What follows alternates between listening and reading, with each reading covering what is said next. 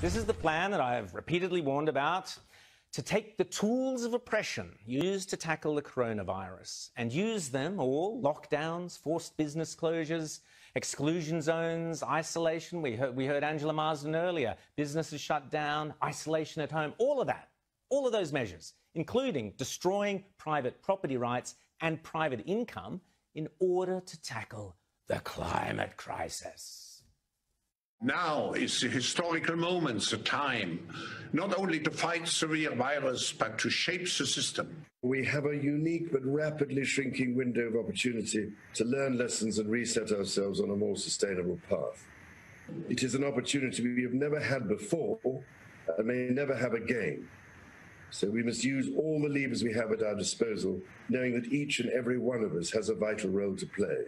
The Great Reset is a welcome recognition that this human tragedy must be a wake-up call. It is imperative that we reimagine, rebuild, redesign, reinvigorate and rebalance our world.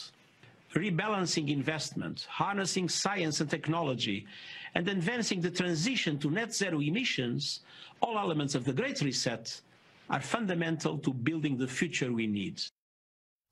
And that last one was the clown Guterres, who was at the Climate Ambition Summit, telling us the world is going to cook by 3.5 degrees or something by the end of the century. Yeah, right. This Great Reset is as serious and as dangerous a threat to our prosperity, to your prosperity and your freedom, as we have faced in decades, with these powerful bodies, including the World Economic Forum, the United Nations, the International Monetary Fund, and even Prince Charles boasting, yes, boasting that within a few short years, yes, their words, you will own nothing and you will be happy. Remember, this is not me saying this, this is them. They are even running ads for the Great Reset.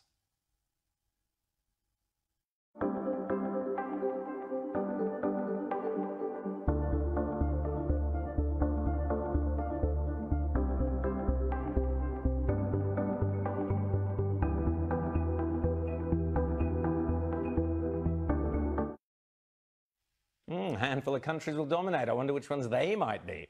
A terrifying coalition of big business, big tech, and left-wing totalitarians are so confident and so brazen. I mean, they just stole the US election, so I guess they're feeling pretty chuffed with themselves, that they are now promising you will own nothing and you will be happy. What they should have added is, and we, the very rich, will own everything and be even happier. Of course they will. The great tragedy here is that Prince Charles is involved in this fascist, corporatist global push and is thereby putting our entire constitutional monarchy at risk. Queen Elizabeth, please give the bloke the punt. It is critical, and I urge you to write to your MPs over the holidays to insist that no Australian public servant or member of parliament, no individual on the Australian public purse attends the World Economic Forum in Lucerne in May, which is where this obscenity is scheduled to begin. Please write to your MPs and tell them. And you think I'm just imagining this stuff? Crazy old Rowan with his conspiracy theories? Think again. This garbage is already deeply embedded into our state and federal governments. I've spoken before about the insidious phrase, build back better, which sounds like common sense, but is in fact just one of several slogans for the Great Reset. Another being the Orwellian phrase, the Fourth Industrial Revolution. Here's old Klaus again, minus the white cat on his knee, telling us all about the Fourth Industrial Revolution. The Fourth Industrial Revolution will impact our lives completely. It will not only change how we communicate, how we produce, how we consume, it will change actually us, our own identity, and of course gives life to such policies and developments like smart traffic, smart government, smart cities.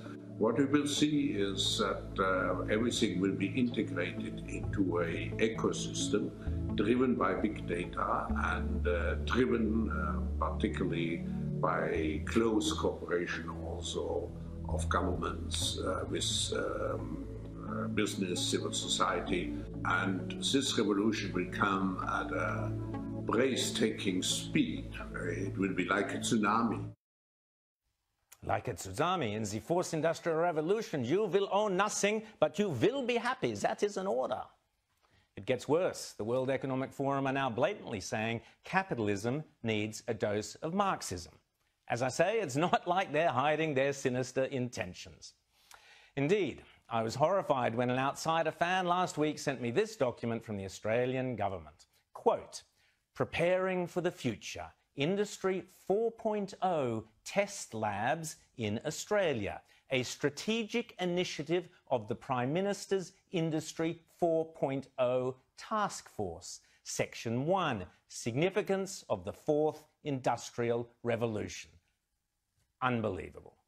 So, may I respectfully remind the Prime Minister there is nothing in the Great Reset that is in Australia's national interest. Australians did not vote for a dose of Marxism in our capitalism. Speaking of Marxists, on this show this year, we also brought Dan Andrews' insidious Belt and Road dealings with Communist China to national attention thanks to my exclusive interview with US Secretary of State Mike Pompeo, which led, as I predicted last week, to the passing of the government's Foreign Relations Bill. Again, congratulations to the Prime Minister and the government for that one important piece of legislation. If the Prime Minister is true to his words and only listens and answers to the quiet Australians who elected him, then he can comfortably look forward to re-election, possibly even next year.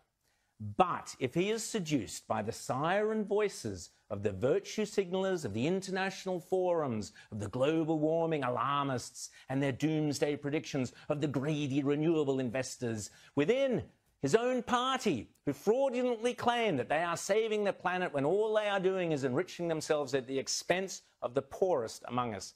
Indeed, if he puts the interests of the elites over the basic everyday interests of the average Aussie, it will not end well.